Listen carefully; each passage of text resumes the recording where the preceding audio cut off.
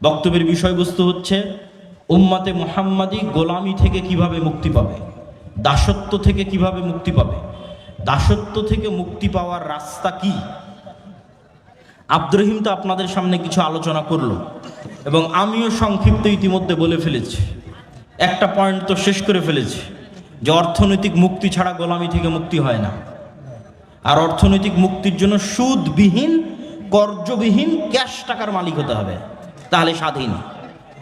তাহলে আপনি আর গোলাম নাই। সুদবিহীন, কর্জবিহীন ক্যাশ টাকার মালিক হতে হবে, তাহলে আপনি ধনী হয়ে গেছেন, স্বাধীন হয়ে গেছেন। স্বাধীনতার পথে আপনার যাত্রা শুরু হয়ে গেছে। আপনার মাথা উঁচু থাকবে, কোনোদিন নত হবে না, আপনাকে পৃথিবীর কেউ কোনোদিন কিনে নিতে পারবে না। সম্মানিত উপস্থিতি, আর কি রাস্তা আছে গোলামি থেকে মুক্তির?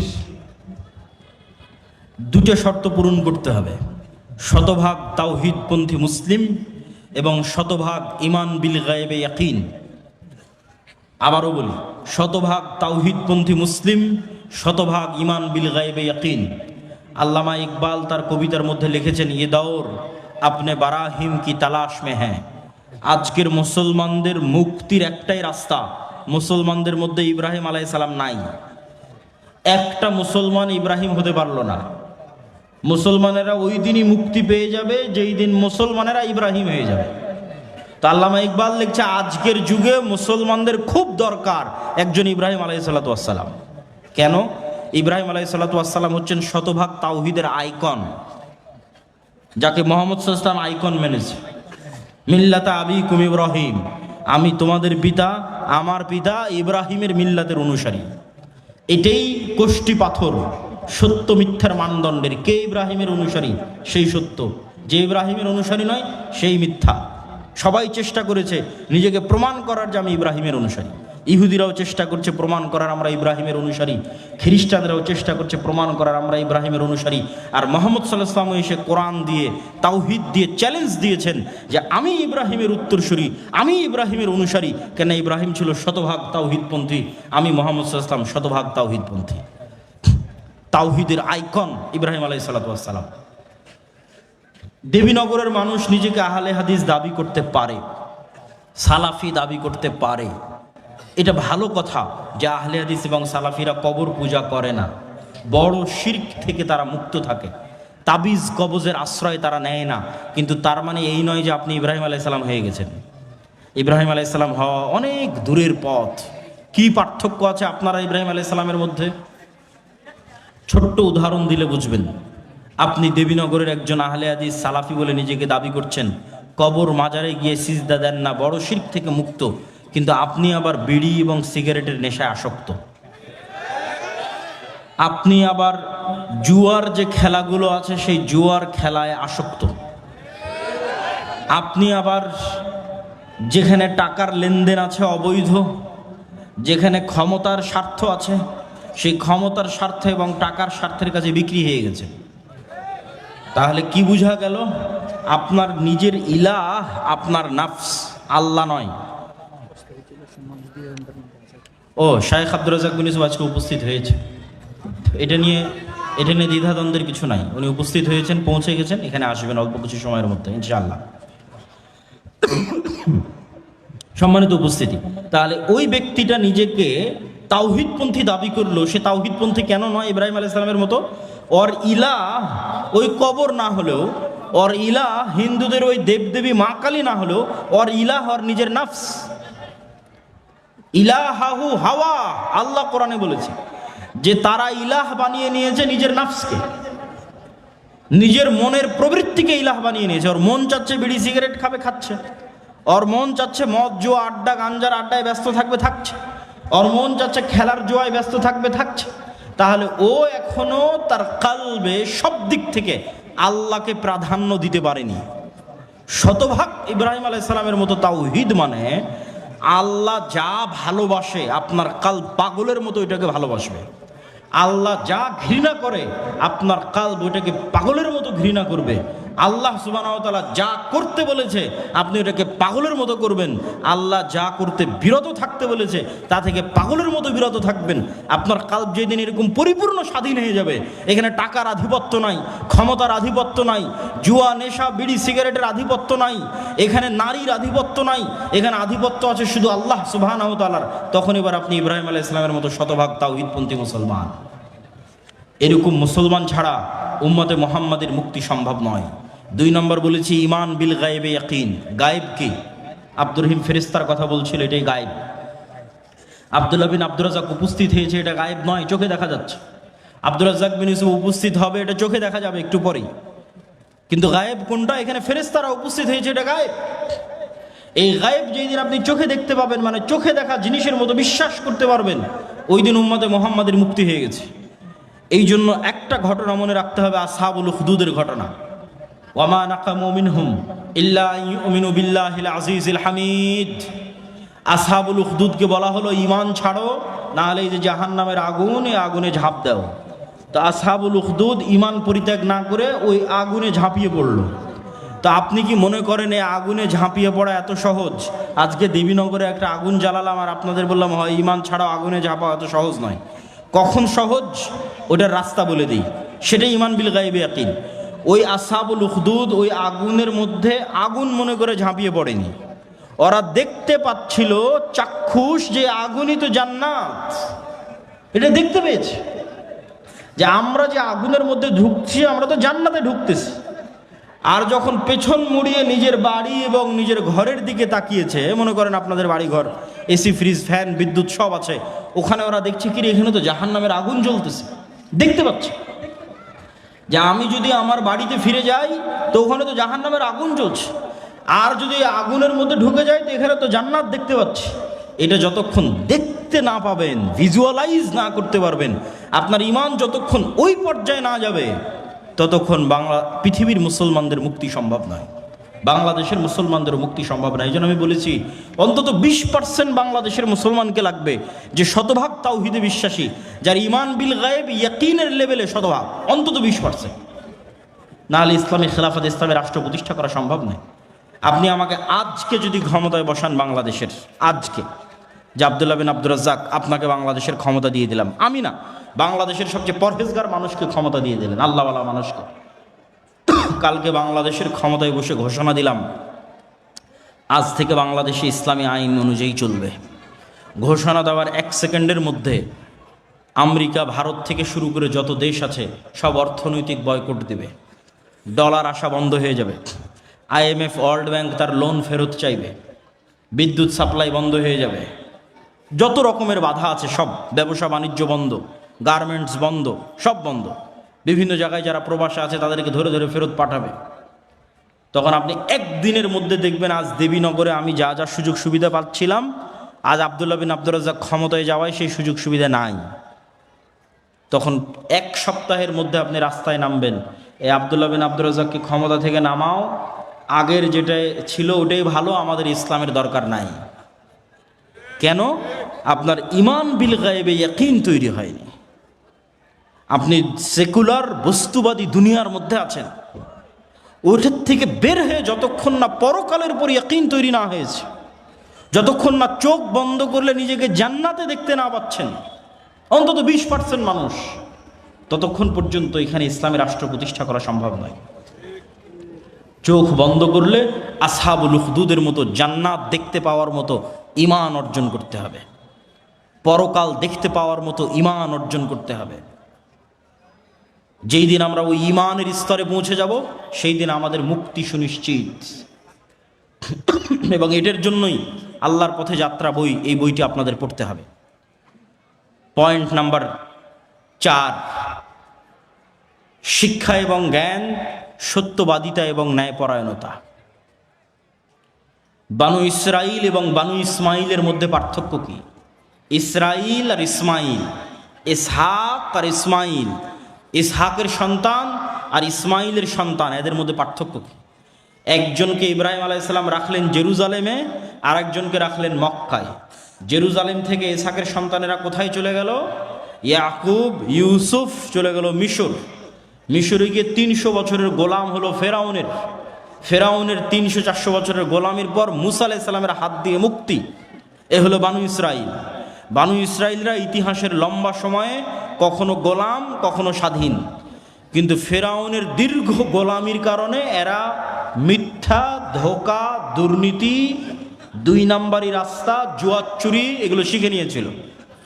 এই জন্য আল্লাহ যখন বলল শনিবারের দিন মাছ ধরা যাবে না, ওরা শনিবারের দিন মাছগুলো আটকে রেখে রবিবারের দিন ধরলো।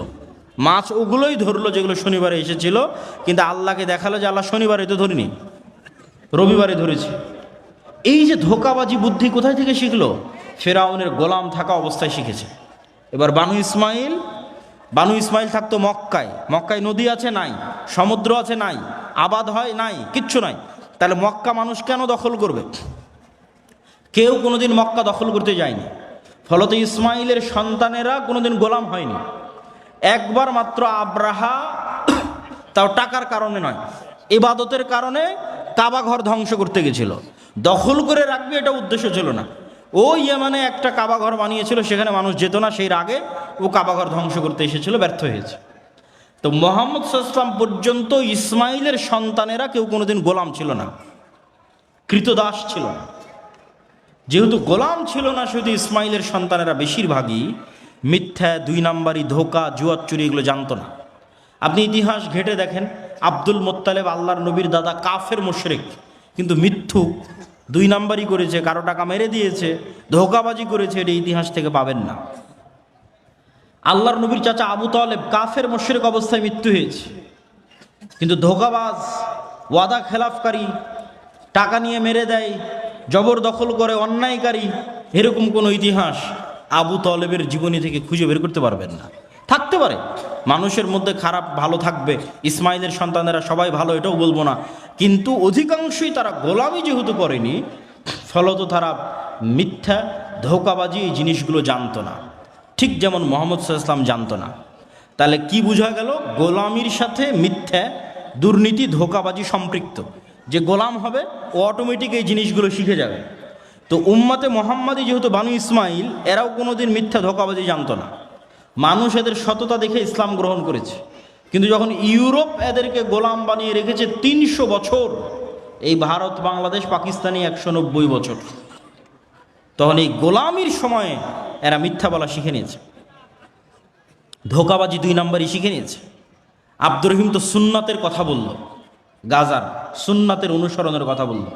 আমি আর একটা উদাহরণ দিয়ে যাই, যে গাজায় যত ত্রাণ বিতরণ হয়, এই ত্রাণ বিতরণ নিয়ে যে সিন্ডিকেট আছে, এই সিন্ডিকেটের পার্সেন্টেজ ইহুদিদের হাতে যায় না। এই সিন্ডিকেট জর্দান, মিশর এবং ওই ফিলিস্তিনের অভ্যন্তরের মুসলমান, এদের টপ লেভেলের যারা আছে এরা এই সিন্ডিকেট মেনটেন করে। তাহলে মিশরে যেই জিনিসের দাম 10 টাকা, গাজার মধ্যে ওই জিনিসের দাম 500 টাকা। কে বাড়ালো 500 টাকা? এটা একটা সিন্ডিকেট। এই সিন্ডিকেট সব মুসলমান, এটা ইহুদিরা নয়। তাহলে এদের মধ্যে স্বভাব ঢুকে গেছে বানু ইসরাইলের, গোলামির স্বভাব, মিথ্যা, ধোঁকা, 2 নাম্বারি, জুয়াচুরি, জোর জবরদস্তি। তাহলে এরা কিভাবে নেতা হবে, কিভাবে নেতৃত্ব দিবে, কিভাবে স্বাধীন হবে, কিভাবে আজাদ হবে? সম্ভব নয়। এই জন্য সত্যবাদিতা, ন্যায়পরায়ণতা একটা মানদণ্ড, যেই মানদণ্ড দিয়ে উম্মতে মুহাম্মাদি নেতা হতে পারে, নেতা হওয়া সম্ভব। তো আমাদের উপর গণতন্ত্রকে চাপিয়ে দেওয়া আছে গোলাম তৈরির কারখানা হিসেবে। গণতন্ত্র হচ্ছে গোলাম বানানোর কারখানা। এখান থেকে কি তৈরি হয় বলেন তো? গণতন্ত্র থেকে কি তৈরি হয়? একটু জোরে বলতে হবে, কি তৈরি হয়? গোলাম তৈরি হয়। কিভাবে? গণতন্ত্রের সিস্টেমটাই এমন যে এখানে যদি আপনি 2 নাম্বারই না করেন, ধোঁকা না দেন, মিথ্যা না বলেন, গীবত না করেন, নিন্দা না করেন, অপবাদ না দেন, তাহলে আপনার নির্বাচন করে জিতে আসা বহু দূরের কথা। একই দলের একই আসনের মনোনয়ন প্রার্থী যদি 10 জন থাকে, তাহলে সবাই মিলে যদি এই 2 নাম্বার ধোঁকাবাজি, দুর্নীতি, টাকা পয়সার লেনদেন, গীবত, তহমত এই রাস্তা অবলম্বন না করে, তাহলে জীবনেও মনোনয়নই নিয়ে আসতে পারবে না। এমপি নির্বাচিত হওয়া তো বহু পরে। তাহলে এমপি নির্বাচিত হওয়া পর্যন্ত যতগুলো স্টেপ আছে প্রত্যেকটা স্টেপ মিথ্যা দিয়ে পরিপূর্ণ। সারা বাংলাদেশের সবাই জানে নির্বাচন কমিশনারে যত এমপি তাদের হলফনামা জমা দিয়েছে, এদের 90% মিথ্যা হলফনামা জমা দিয়েছে। কে জানে না? সবাই জানে। তাহলে পুরো সিস্টেমটা তৈরি হয়ে আছে মিথ্যার উপর। তাহলে এবার বুঝেন, এই মিথ্যা দুর্নীতি ধোঁকাবাজির সিস্টেমের মধ্যে দিয়ে 300 এমপি নির্বাচিত হয়েছে। এই 300 এমপি আমার এবং আপনার কাছে নেতা, কিন্তু আল্লাহর দৃষ্টিতে এরা সব গোলাম। এই হলো সারমর্ম। তাহলে আমরা 300টা গোলাম নির্বাচন করছি না এমপি নির্বাচন করছি? একটু জোরে বলতে হবে, সাহস নাই নাকি আপনাদের? গোলাম নির্বাচন করছি। এই গোলাম যেহেতু একদম নিম্ন লেভেল থেকে দুর্নীতি করে অভ্যস্ত, এই গোলাম যেদিন এমপি হবে, এই গোলাম যেদিন মিনিস্টার হবে, এই গোলাম যেদিন প্রাইম মিনিস্টার হবে, সেই দিন এই গোলামকে কিনে নেওয়া ভারত আর আমেরিকার 2 মিনিটের ব্যাপার। কেননা ও তো আগে থেকেই টাকার কাছে বিক্রি হয়ে আছে। তাহলে যতক্ষণ আপনি সত্যবাদিতা ন্যায়পরায়ণতার উপর না দাঁড় করাতে পেরেছেন জাতিকে, ততক্ষণ পর্যন্ত নেতা তৈরি হবে না, গোলাম তৈরি হবে। সে এমপি হলেও গোলাম, সে মিনিস্টার হলেও গোলাম, সে প্রাইম মিনিস্টার হলেও গোলাম। এই জন্যই তো শরীফ ওসমান হাদির মতো যুবকেরা, যারা এই গণতন্ত্রের মতো নিকৃষ্ট এই পদ্ধতির মধ্যে থেকেও চেষ্টা করেছিল সত্যবাদিতা ন্যায়পরায়ণতার উপর অটল থাকতে, গণতন্ত্র তাদের সহ্য করতে পারেনি, গুলি করে উড়িয়ে দিয়েছে। কেননা এটা হুমকি। এরকম সত্যবাদী, এরকম ন্যায়পরায়ণ 500 জন যুবক, এরকম ন্যায়পরায়ণ সত্যবাদী শিক্ষিত জ্ঞানী গুণী 500 যুবক যদি বাংলাদেশে তৈরি হয়ে যায়, তাহলে শুধু বাংলাদেশে ইসলাম প্রতিষ্ঠা সম্ভব নয়, সারা পৃথিবী বিজয় করা সম্ভব। কিন্তু এই গুণগুলো থাকতে হবে। ঈমান বিল গায়বে ইয়াকিন থাকতে হবে, শতভাগ তাওহীদ থাকতে হবে, জ্ঞান এবং শিক্ষা থাকতে হবে, সত্যবাদিতা ন্যায়পরায়ণতা থাকতে হবে, অর্থনৈতিক মুক্তি থাকতে হবে। আর সর্বশেষ 2টা জিনিস লাগবে আল্লাহর সাহায্যের জন্য, যেটা বলে আমার বক্তব্য শেষ করব। আল্লাহর সাহায্য ছাড়া ইসলাম এবং মুসলমানদের মুক্তি সম্ভব নয়। আল্লাহর সাহায্য ছাড়া ইসলাম এবং মুসলমানদের বিজয় সম্ভব নয়। ইসলাম এবং মুসলমানদের বিজয়ের পূর্ব শর্তই আল্লাহর সাহায্য। আমি আপনি কে? মুহাম্মদ সাল্লাল্লাহু আলাইহি ওয়াসাল্লামের বিজয় হয়নি আল্লাহর সাহায্য ছাড়া। উনি বদরে বিজয় নেওয়ার জন্য আগের রাতে লম্বা সালাত আদায় করছেন। আবু বকর রাদিয়াল্লাহু তাআলা আনহু বলছেন, কাফাকা মুনাশাদাতাকা রাব্বাক, যথেষ্ট হয়েছে। এত দোয়া করতে হয়, এত লম্বা সালাত আদায় করতে হয়। কিন্তু মুহাম্মদ সাল্লাল্লাহু আলাইহি ওয়াসাল্লাম খুব ভালোভাবে জানেন, তিনি যত বড় নবী হন, যত বড় আল্লাহওয়ালা হন, যত সর্বশ্রেষ্ঠ রাসূল হন, আল্লাহ যদি তাকে সাহায্য না করে উনি জিততে পারবেন না। আর আল্লাহর সাহায্য ততক্ষণ আসবে না যতক্ষণ না উনি সালাত আদায় না করেন, যতক্ষণ না উনি রাতের সালাতে আছেন, যতক্ষণ না উনি সকাল সন্ধ্যার জিকিরে আছেন, ততক্ষণ আল্লাহর সাহায্য তার উপর আসবে না। এটা উনি আমাদের চেয়ে ভালো জানেন, এটা উনি আবু বকর রাদিয়াল্লাহু তাআলা আনহুর চেয়ে ভালো জানেন। এই জন্য মুসলমানদের মুক্তির কোনো রাস্তা নাই সালাত ছাড়া। সালাত নাই, আল্লাহ সুবহানাহু ওয়া তাআলার গন্তির মধ্যে নাই, আল্লাহ সুবহানাহু ওয়া তাআলার কাউন্টের মধ্যে নাই। আল্লাহ সুবহানাহু ওয়া তাআলা তাকে গণে না, ধরে না, মুসলমান হিসেবে ধরে না, মানুষ হিসেবে ধরে না। সে কে? আল্লাহ সুবহানাহু ওয়া তাআলা তাকে চেনে না। তাহলে 16 কোটি বেনামাজি ভোট দিয়ে ইসলাম বিজয় করা সম্ভব নয়। সালাত আদায় করে মসজিদ পূর্ণ করতে হবে। সারা বাংলাদেশের যদি সব ওসি ডিসি এসপি মন্ত্রী মিনিস্টার আজকে বলে আমি সত্যবাদী ন্যায়পরায়ণ হয়ে গেলাম, 80% ইসলাম প্রতিষ্ঠা হয়ে যাবে। 80%। সরকার পরিবর্তন হয়, এরা তো পরিবর্তন হয় না, এরা তো ওদের জায়গাতেই থাকে। গত 16 বছরে এরাই ছিল, এখনও আছে, আগামী 5 বছর যে সরকার ক্ষমতা আছে ওরাই থাকবে। তা এরা তো আমাদের ঘরের সন্তান। ওসি ডিসি এসপি মন্ত্রী মিনিস্টার তো অন্য ঘর থেকে আসেনি, দেবীনগর থেকে গেছে, বাংলাদেশ থেকে গেছে, গাইবান্ধা থেকে গেছে। এরা যদি আজকে বলে যে আমি সত্যবাদী ন্যায়পরায়ণ থাকবো, কালকে 80% ইসলাম প্রতিষ্ঠা হয়ে যাবে। কেন বলছে 80%? ইসলাম রাষ্ট্রে যাওয়ার ব্র্যান্ডিং হচ্ছে ন্যায়। রাসূল সাল্লাল্লাহু আলাইহি ওয়াসাল্লাম ঈসা ইবনে মারিয়ামের ব্র্যান্ডিং করেছেন, লা তাকুমুস সাআহ হাত্তা ইয়ানজিলা ঈসা ইবনে মারিয়াম। ততক্ষণ পর্যন্ত কিয়ামত সংগঠিত হবে না যতক্ষণ ঈসা ইবনে মারিয়াম অবতীর্ণ না হয়। আর ঈসা ইবনে মারিয়াম অবতীর্ণ হয়ে কি করবে? ইয়াকসিরুস সালিব, ক্রুশ ভেঙে দিবে আর সারা পৃথিবীতে ন্যায় প্রতিষ্ঠা করবে। আল্লাহু আকবার। তাহলে রাষ্ট্রে ইসলামের ব্র্যান্ডিং ন্যায়, ন্যায়পরায়ণতা। এই সমস্ত ওসি ডিসি এসপি মন্ত্রী মিনিস্টার, এদেরকে আমরা ইসলাম বুঝাতে ব্যর্থ হয়েছি। তারা মনে করছে তাদের ঘুষের দুর্নীতির টাকা দিয়ে তারা হজ করে মসজিদ মাদ্রাসায় দান করে এই পাপ ক্ষমা করে নেবে। নাউজুবিল্লাহ, নাউজুবিল্লাহ। এইটা মুনাফিকি। বরং তাদের বোঝা উচিত ছিল তারা যেই পদে আছে ওই পদে সে ওই দানবীরের এবং তাহাজ্জুদ গুজারের চেয়ে বেশি নেকি অর্জন করতে পারত, যদি রাসূল সাল্লাল্লাহু আলাইহি সাল্লামের এই হাদিসকে ফলো করত যে সাবআতু ইউদিল্লুহুমুল্লাহ ইয়াউমা লা যিল্লা ইল্লা যিল্লুহ, ইমামুন আদিল, 7 শ্রেণীর মানুষকে আল্লাহ তার আরশের ছায়া দিবেন, তার মধ্যে সালাত আদায়কারীকে অতিক্রম করে গেছে, দানবীরকে অতিক্রম করে গেছে, যে সে হচ্ছে ইমামুন আদিল, রাতের তাহাজ্জুদের সালাত এবং দান এইটিকে অতিক্রম করে গেছে, যে তার পদে দায়িত্ব পালন অবস্থায় ন্যায় পরায়ণ। তাহলে ওই ওসি হারাম টাকা দিয়ে হজের নেকি অর্জন করতে চায়। আরে পাগল, ওখানে বসে থেকে তুমি ন্যায় প্রতিষ্ঠা করো, তাহলে তো তুমি এমনি এর চেয়ে বেশি নেকি বাবা। আল্লাহ রাসূল ঘোষণা দিয়ে রেখেছে, কিন্তু আমরা ইসলাম তাদেরকে বুঝাতে পারিনি যে ইসলাম কি, মানুষকে বুঝাতে পারিনি আমরা ইসলাম কি। এই জন্য আমাদের প্রজন্ম ধ্বংস হয়ে গেছে, পুরো দেশটা দুর্নীতির উপর দাঁড়িয়ে আছে এবং মিথ্যার উপর দাঁড়িয়ে আছে। বলছিলাম আল্লাহর সাহায্য, মুহাম্মদ সাল্লাল্লাহু আলাইহি ওয়াসাল্লাম আল্লাহর সাহায্য ছাড়া জয়লাভ করতে পারেনি।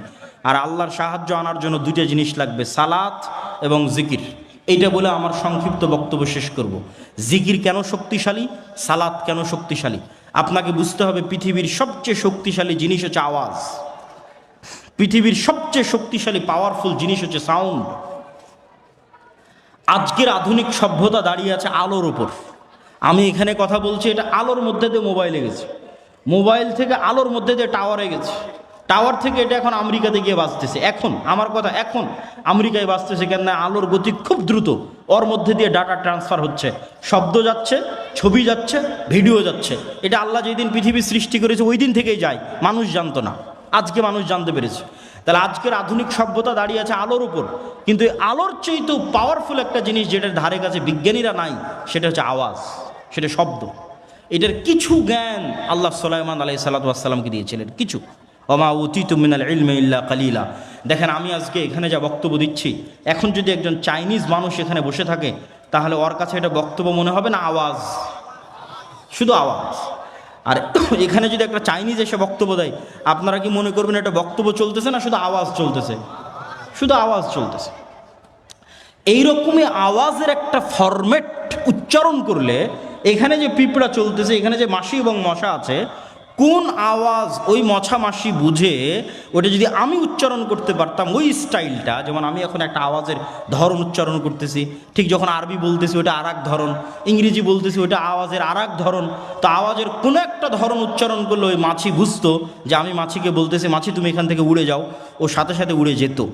আওয়াজের কোনো একটা ধরন উচ্চারণ করলে পাখি বুঝতো, এবং পাখি আমার কথা বুঝে বলতেও পারতো, আমিও তার কথা বুঝতে পারতাম। এই জ্ঞান আল্লাহ সুলাইমান আলাইহিস সালাতু ওয়াস সালামকে দিয়েছিলেন। পুরো পৃথিবীর সব কিছু আওয়াজ বুঝে, আওয়াজ শুনে। আওয়াজ পৃথিবীর সবচেয়ে শক্তিশালী টেকনোলজির নাম।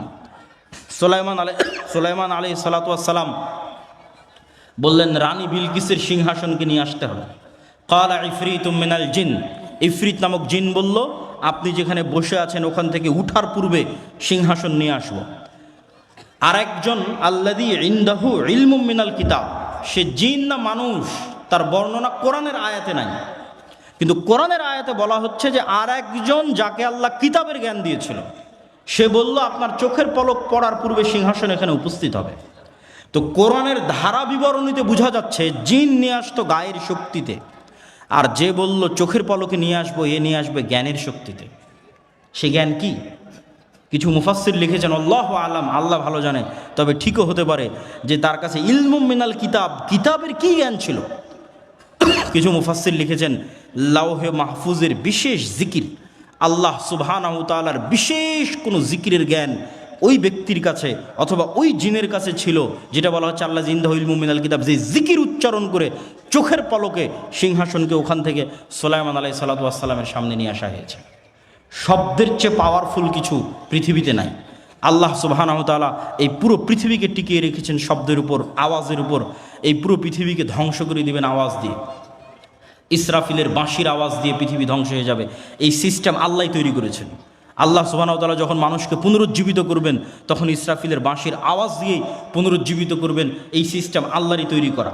আল্লাহ বলছেন ইউসাব্বিহু লিল্লাহি মা ফিস সামাওয়াতি ওয়া মা ফিল আরজ, আসমান জমিন এবং তার নিচে যা কিছু আছে, এই পেপার, এই মাইক, এই মোবাইল, কাপড়, প্যান্ডেল, মাটি, গাছপালা, জীবজন্তু, জড়বস্তু, জড় পদার্থ, কীট পতঙ্গ, পঙ্গপাল, সব 24 ঘন্টা আল্লাহর তাসবিহ পাঠ করতেছে, মানে আওয়াজ করতেছে, আওয়াজ হচ্ছে।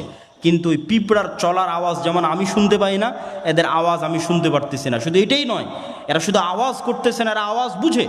মুয়াজ্জিন যখন আজান দেয় তখন মুয়াজ্জিনের আওয়াজ যতদূর পর্যন্ত যায় প্রত্যেক জীবজন্তু, জড়বস্তু, জড় পদার্থ, কীট পতঙ্গ, পঙ্গপালয় আওয়াজটা বুঝে যে আল্লাহু আকবার বলা হলো এবং এটার পক্ষে কিয়ামতের মাঠে সাক্ষী দিবে আল্লাহু আকবার। তাহলে এবার বুঝেন, আশা করি আমি বুঝাতে পেরেছি যে আওয়াজ খুব পাওয়ারফুল একটা কিছু। এবার বুঝেন আমাদের কাছে যে কোরআন আছে, এই কোরআন কার আওয়াজ? একটু জোরে বলেন তো, কোরআন কার আওয়াজ? আল্লাহর আওয়াজ। এটা আল্লাহর শব্দ, আল্লাহর বাক্য। এই জন্য তাজবিদের গুরুত্ব আছে। কেন মুহাম্মদ সাল্লাল্লাহু আলাইহি সাল্লাম যেইভাবে উচ্চারণ করেছেন, উচ্চারণ যদি ওইভাবে হয় তাহলে জিবরাইলের সাথে মিলবে, জিবরাইলের সাথে মিললে লাউহে মাহফুজের সাথে মিলবে, লাউহে মাহফুজের সাথে মিললে আল্লাহর সাথে মিলবে। আল্লাহু আকবার। এটা আল্লাহ সুবহানাহু ওয়া তাআলার নিজের আওয়াজ। এই জন্য এটা আফজালুজ জিকির, শ্রেষ্ঠতম জিকির। এই জন্য কোরআন যদি মানুষ অর্থ না বুঝেও পড়ে, শুধু যদি ওই ফরম্যাট উচ্চারণ করে, ওই সাউন্ড উচ্চারণ করে কোরআনের, তবুও মানুষ সকল উপকার পাবে কোরআনের। জিন, জাদু, বদনজর, রহমত, বরকত যা দরকার মানুষের, সবচেয়ে শক্তিশালী জিনিস আল্লাহ সুবহানাহু ওয়া তাআলা উম্মতে মুহাম্মাদীকে দিয়েছে, সেটা কোরআন। কিন্তু এই কোরআন থেকে আমরা দূরে। তাহলে আমরা কি শিখব আর কি করব আর কেমনে আমরা মুক্তি পাবো আর কেমনে আমরা উন্নতি হব? সালাত কেন সর্বশ্রেষ্ঠ ইবাদত? কেন না সালাতও একটা জিকির। আকিমিস সালাত আলি যিকরি। মানুষের কালবের উচিত 24 ঘন্টা আল্লাহর জিকির করা, কিন্তু 24 ঘন্টা পারে না যেহেতু, এই জন্য সর্বনিম্ন 5 বার অন্তত আল্লাহকে স্মরণ করতে হবে, না হলে আল্লাহর গণনার খাতা থেকে বাদ চলে যাবে। ওই 5 বার জিকির করার যে সিস্টেম, সেটা হচ্ছে সালাত। দিনে রাতে 24 ঘন্টায় 5 বার অন্তত আল্লাহকে মসজিদে গিয়ে স্মরণ করতে হবে। আর এই কালব যতক্ষণ আল্লাহ সুবহানাহু ওয়া তাআলার সাথে সংশ্লিষ্ট, কানেক্টেড না থাকবে, ততক্ষণ আল্লাহর সাহায্য আসবে না। আল্লাহ সুবহানাহু ওয়া তাআলা মুসা আলাইহিস সালামকে বলেছেন, ওয়ালা তানিয়া ফি যিকরি, আমাকে জিকির করতে, স্মরণ করতে ভুলিও না।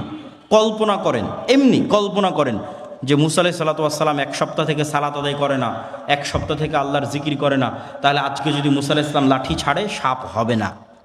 কেন? মুসা আলাইহিস সালামের কালব আল্লাহর থেকে ডিসকানেক্টেড হয়ে গেছে। তাহলে ওনার হাতের যে লাঠি, ওটাও ডিঅ্যাক্টিভেট হয়ে গেছে, আর কাজ করতেছে না, আর কাজ করবে না, অ্যাক্টিভেট নাই। যতক্ষণ এই কালব আল্লাহর সাথে কানেক্টেড, ততক্ষণ এই পিছনে যদি বিশাল ফেরাউনের বাহিনীও থাকে আর সামনে যদি বিশাল সমুদ্র থাকে, তখন এই লাঠিও কাজ করবে। কেননা কালব আল্লাহ সুবহানাহু ওয়া তাআলার সাথে সম্পৃক্ত আছে, কানেক্টেড আছে।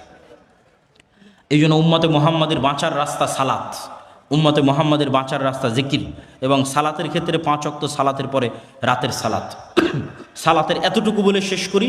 আজকে আমরা যে ইন্টারনেট, যেই মোবাইলের যোগাযোগের মাধ্যমে 1000 কিলোমিটার দূরে বসে থাকা আমেরিকার কোনো শিক্ষকের কাছে হয়তো ক্লাস করতেছি, জুমে, গুগল মিটে, লাইভে, হোয়াটসঅ্যাপে, ফেসবুকে সরাসরি দেখতেছি। এইটা যেমন প্রযুক্তি, এর চাইতে হাজারো লক্ষ কোটি গুণ শ্রেষ্ঠতম প্রযুক্তি হচ্ছে সালাত।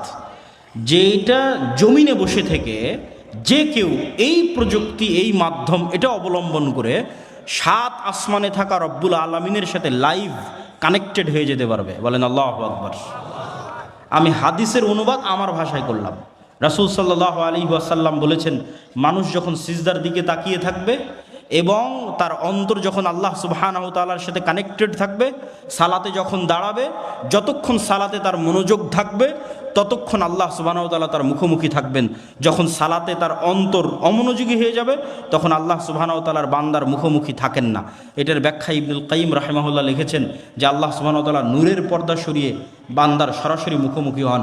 আর সেটাকে আমি আরও সহজ ভাষায় বুঝার জন্য বললাম যে জমিনে বসে থেকে রব্বুল আলামিনের সাথে, 7 আসমানের সাথে সরাসরি সংযোগ তৈরি করার পৃথিবীর একমাত্র প্রযুক্তি হচ্ছে সালাত।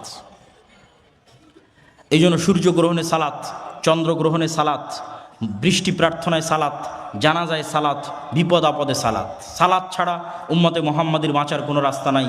জিকির ছাড়া, কোরআন ছাড়া উম্মতে মুহাম্মাদির বাঁচার কোনো রাস্তা নাই।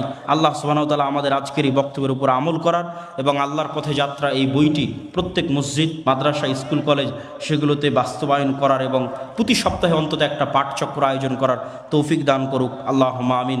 ওয়া আখিরু দাওয়ানা আলহামদুলিল্লাহি রাব্বিল আলামিন। আসসালামু আলাইকুম ওয়া রাহমাতুল্লাহি ওয়া বারাকাতুহু।